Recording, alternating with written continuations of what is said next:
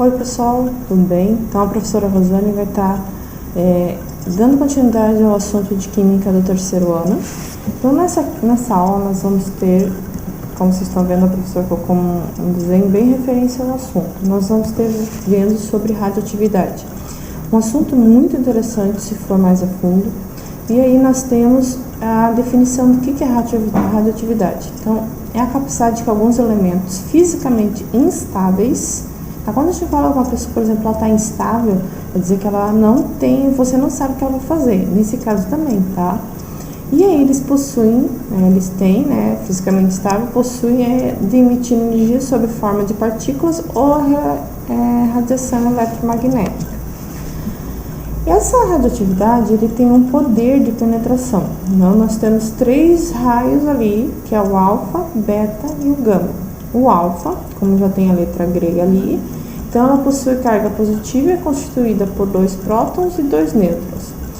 E aí a barreira que não permite sua penetração é uma folha de papel, tá? Vocês têm desenho embaixo. Essa radiação alfa, ela possui uma massa e uma carga elétrica relativamente maior que as demais radiações, além de ser muito energética. A radiação beta, temos a letra grega ali, ela possui carga negativa, por isso se assemelha aos elétrons. Esses raios beta são bem mais penetrantes e menos energéticas que partículas alfas, porém, consegue atravessar papel de alumínio, mas são facilmente barrados por pedaços de madeira. Já a radiação gama, ela não é muito energética, mas é extremamente penetrante.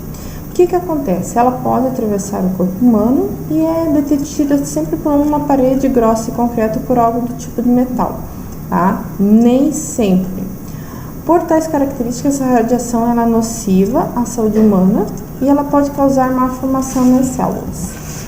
E aqui nós temos a aplicação, tá? Dentro a gente fala tanto da radiação. Essa radiação ela pode ser encontrada nas mais diversas situações, no sol, no telefone, no raio-x, no computador, no micro-ondas.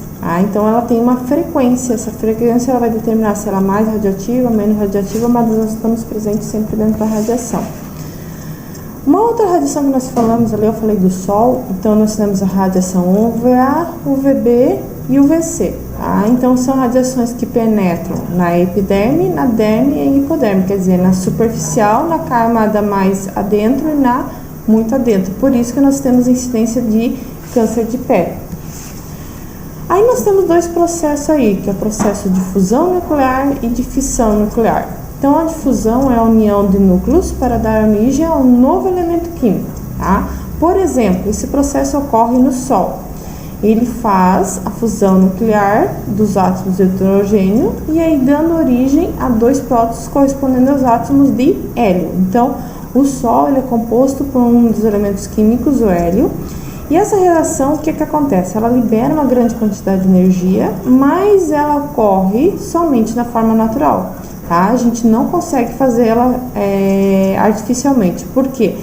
Seria necessário, para fazer todo esse processo, uma temperatura elevadíssima. E todo esse processo era muito arriscado. Então, nós temos o desenho ali da fusão nuclear, tá? Então, dando origem a outros elementos.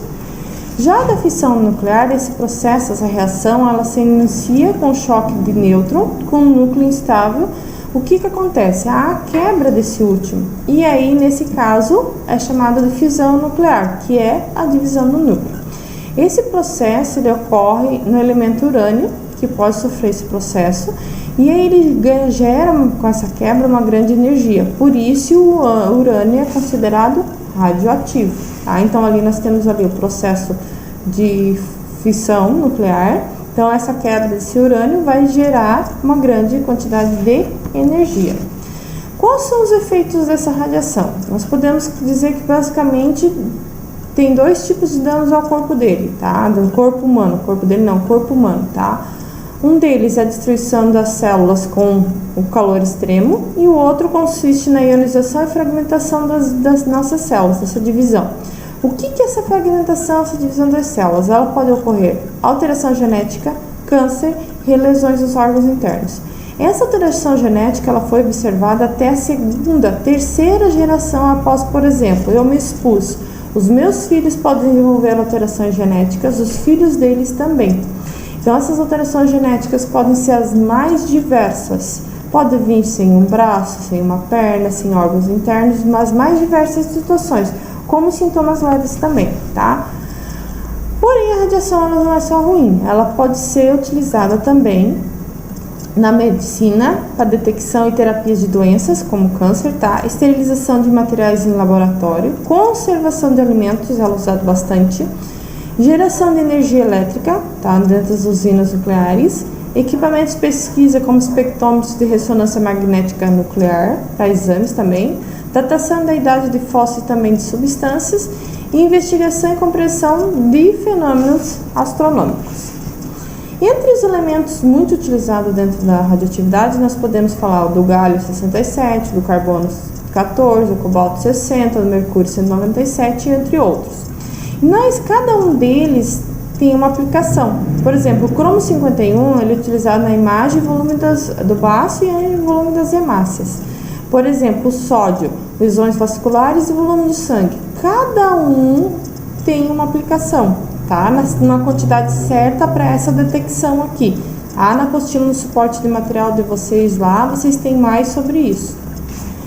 Então, esse aqui é um pequeno resumo do que vocês vão encontrar sobre radioatividade. Vale lembrar que a radioatividade, nós tivemos acidentes radioativos no Brasil, em 85 e 86, em Goiânia. Tá? Até hoje o Brasil paga tratamento para as pessoas. Podemos citar o acidente de Chernobyl, acidente de tsunami em 2011 no Japão. Então, são acidentes consideráveis que deixam rastro de destruição por onde passa, tá? Mas, enfim, desejo a todos um bom dia e esse material vocês vão ter de suporte lá na apostila e uma boa semana a todos e até mais!